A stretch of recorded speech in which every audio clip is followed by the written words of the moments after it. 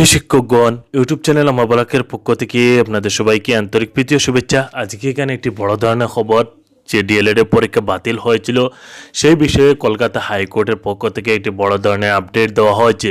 আমি আপনাদেরকে এই ভিডিওতে পুরোপুরি ইনফরমেশন দেওয়ার চেষ্টা করব, তাই আমি আপনাদের কাছে প্রতিবারের নিয়ে একটি ছোট্ট রিকোয়েস্ট রাখবো যে যদি আপনারা এখনও আমাদের চ্যানেলটাকে সাবস্ক্রাইব না করে থাকেন তাহলে আপনারা আমাদের চ্যানেলটাকে সাবস্ক্রাইব করে নেবেন এবং সাবস্ক্রাইব করার পর আপনাদের সম্মুখে একটি বেল আইকন ভেসে উঠবে, সেই বেল আইকনটিকে ক্লিক করে আপনারা অ্যাক্টিভ করে নেবেন, যেখানে আপনারা পুরোপুরি খবর দেখতে পারবেন এবং আমি আপনাদের সঙ্গে পুরোপুরি শেয়ার করব। তাই আপনাদের কাছে রিকোয়েস্ট রাখবে যে আপনারা ভিডিওটি লাইক করবেন এবং ভিডিওটি শেয়ার করবেন, যেখানে খবরটা দেখতে পারবেন যে ডিএলএড পরীক্ষা বাতিল, রিপোর্ট তলব হাইকোর্ট। এবং এখানে আমি আপনাদেরকে প্রথমে একটু কথা বলে দিতে চাই যে রিপোর্ট তলব করা হয়েছে সেটার রিপোর্ট 15 ফেব্রুয়ারির মধ্যে দিতে বলা হয়েছে, কিন্তু আমি আপনাদেরকে এখানে আরেকটি কথা বলে দিতে চাইব যে আপনাদের পরীক্ষাটা হচ্ছে 3 ফেব্রুয়ারি, তাহলে সেই রিপোর্টটার অর্থটা কি? সেই রিপোর্টটা আমি বলবো যে অর্থহীন হয়ে থাকবে, যেখানে আপনারা পুরোপুরি দেখতে পারবেন বা আপনারা ডিটেল দেখলে বুঝে যেতে পারবেন যে অর্থহীন বা এর কোনো অর্থ রয়েছে কি না। আপনারা পুরোপুরি রিপোর্টটা দেখুন বা এখানে খবরটা দেখুন, দেখলে আপনারা বুঝতে পারবেন।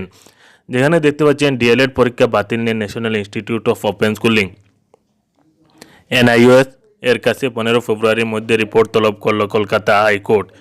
শুক্রবার বিচারপতি সমাপ্তি চট্টোপাধ্যায় এই নির্দেশ দেন। মামলার পরবর্তী শুনানি 15 ফেব্রুয়ারি।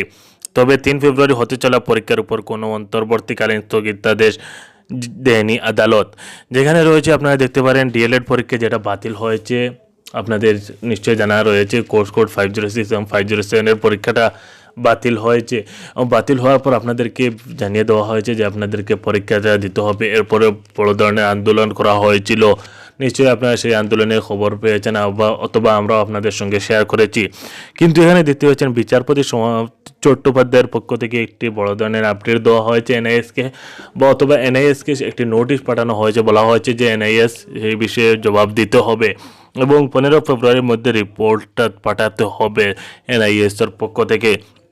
মামলার পরবর্তী শুনানি এখানে দেখতে পারবেন 15 ফেব্রুয়ারি হচ্ছে, তবে 3 ফেব্রুয়ারি হতে চলা পরীক্ষার উপর কোনো অন্তর্বর্তীকালীন স্থগিতাদেশ দেয়নি আদালত।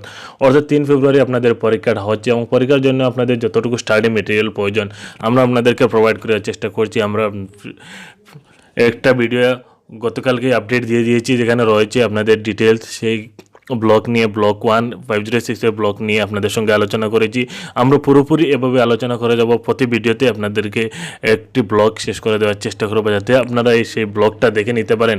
যদি আপনারা সেই ব্লকটা যদি না দেখে থাকেন তাহলে আপনার চ্যানেলটা ভিজিট করুন, সেখানে 506 এর ব্লক 1টা নিয়ে আলোচনা করে দিয়েছি। আমি আপনাদেরকে পুরোপুরি এভাবে 507 এর ব্লক 1, 506 এর ব্লক 2, 507 এর ব্লক 2 যতটি ব্লক থাকবে প্রতিটি একটি ভিডিওর মাধ্যমে আপনাদেরকে দেখিয়ে দেওয়ার চেষ্টা করবো যাতে আপনারা সেই পরীক্ষা হবে সেই পরীক্ষার বিষয়ে আপনারা ডিটেল জানতে পারবেন এবং যদি ভিডিওগুলো দেখেন তাহলে আপনারা বিশেষ করে জেনে নিতে পারবেন। যেখানে রয়েছে এদিন মামলা শুনানিতে মামলাকারীদের আইনজীবী ফিরদৌস শামীম জানান, এনসিটিই ও কেন্দ্রীয় সরকার সারা দেশের সরকারি ও বেসরকারি স্থানে কর্মরত শিক্ষকদের চাকরির ক্ষেত্রে 2019 সালে 31 মার্চের মধ্যে ডিএলএড এডুকেশন বাধ্যতামূলক করেছে। যেখানে রয়েছে এদিন মামলা শুনানিতে মামলাকারীদের আইনজীবী ফিরদৌস শামীম জানান যে আপনারা নিশ্চয়ই জানেন যে আপনাদের যারা এনআইএসের পশ্চিমবঙ্গের শিক্ষক রয়েছেন তাদের পক্ষ থেকে আইনজীবী যাকে নিযুক্ত করা হয়েছিল তিনি ফিরদৌস শামীম ছিলেন।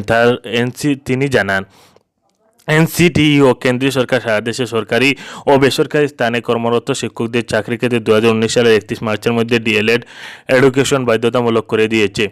দেশের মুক্ত বিশ্ববিদ্যালয়ে দূরশিক্ষার মাধ্যমে এই ট্রেনিং নেওয়া যাবে বলে জানানো হয়, কিন্তু 25 ডিসেম্বর এনআইওএস বিজ্ঞপ্তি জারি করে শুধুমাত্র পশ্চিমবঙ্গের 506 ও 507 নম্বর প্রশ্নপত্র ফাঁস হওয়া পরীক্ষা বাতিল করে। বিজ্ঞপ্তিতে জানানো হয় পশ্চিমবঙ্গের প্রশ্নপত্র পাস হয়ে যাওয়ার কারণে পরীক্ষা বাতিল করা হচ্ছে। আইনজীবীর দাবি, এখানে আপনারা নিশ্চয়ই খবরটাও পেয়েছেন বা 25 ডিসেম্বর আপনাদের কাছে আপডেটটা পাঠানো হয়েছে যে 506 এবং 507 এর পরীক্ষাটা আর হবে না, যেখানে প্রশ্নপত্র ফাঁস হয়ে গিয়েছে তাই পরীক্ষাটা বাতিল করা হচ্ছে। আইনজীবীর দাবি, এখানে যদি আপনাদেরকে আপডেট দিয়েছি আপনারা একটু দেখুন। আইনজীবীর দাবি, এনআইওএস পরীক্ষার আগেই প্রশ্নপত্র ফাঁসের কথা জানতে পেরেছিল, কথা তারা বিজ্ঞপ্তিতে উল্লেখ করেছিল, তাহলে আগেই কেন কোনো পদক্ষেপ করল না? সেখানে রয়েছে আইনজীবী ফিরদৌস শামীম সেখানে প্রশ্ন রেখেছেন বা এনআইএ যেহেতু তাদের একটা নোটিশে জানতে পেরেছে বা নোটিশে জানিয়ে দিয়েছে যে পরীক্ষা প্রশ্নপত্র ফাঁস হয়ে গিয়েছে এবং সেটা পরীক্ষার আগে এনআইএস জানতে পেরেছে, তাহলে তারা কেন এটা বাতিল করলো না? পরীক্ষার আগে কেন বাতিল করা হলো না? সারা দেশে একই দিনে এই পরীক্ষা হয়েছে, তাহলে এ রাজ্যে শিক্ষকদের ভবিষ্যৎ কি হবে? যেখানে রয়েছে, আপনারা নিশ্চয়ই জানেন, আমি আপনাদেরকে বলেছি যে সোশ্যাল মিডিয়া যেগুলো ইউজ করা হচ্ছে, সেই সোশ্যাল মিডিয়া কি পশ্চিমবঙ্গে শুধু সংকীর্ণ হয়ে রয়েছে, অথবা সোশ্যাল মিডিয়াটা কি পশ্চিমবঙ্গে শুধু সীমাবদ্ধভাবে রয়েছে, যেটা আপনারা দেখতে পারেন সেই বিষয়ে একটা খবর দেওয়া হয়েছে। তাই সিবিআই তদন্তের আর্জি জানিয়ে আমরা আদালতের দ্বারস্থ হয়েছি। যারা এই প্রশ্নপত্রের দায়িত্বে ছিলেন সেই সমস্ত আধিকারিকের বিরুদ্ধে বিভাগীয় তদন্ত করা হোক। এনআইএসের আইনজীবীকে এ নিয়ে রিপোর্ট পেশের নির্দেশ দেন বিচারপতি। উল্লেখ্য, সারা দেশে মোট 14,59,000 পরীক্ষার্থী রয়েছেন। রাজ্যে রয়েছে 1,56,000 পরীক্ষার্থী রয়েছেন।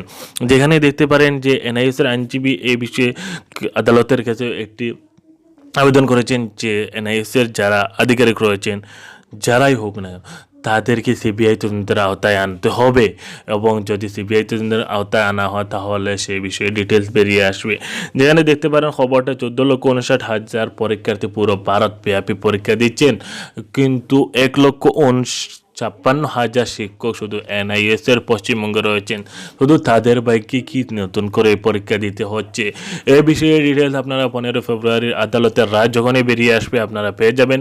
আমি আপনাদের সঙ্গে রয়েছি, যে বিষয়ে যে কোনো মুভমেন্ট হোক অথবা যে কোনো আপডেট আসছে আমি আপনাদের সঙ্গে শেয়ার করার চেষ্টা করছি। তাই এই আপডেটটি দেখুন এবং এগুলো বেশি বেশি করে শেয়ার করার চেষ্টা করুন।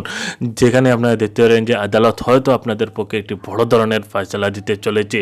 যদি কোনো ফয়সালা দিয়ে থাকে তাহলে আপনাদের এই কথাটা হবে যে আপনাদের পরীক্ষা শুধু হয়ে থাকবে, কিন্তু আপনাদের রেজাল্ট হয়তো সে আগে যেভাবে দিয়েছিলেন সেভাবেই হয়ে যেতে পারে। তাই একটু আপনারা লক্ষ্য রাখবেন, এবং আমি আপনাদেরকে এই আপডেট পেয়েছি, নেক্সট কোনো আপডেট আসবে আমি আপনাদের সঙ্গে শেয়ার করার চেষ্টা করব। ধন্যবাদ। জয় হিন্দ।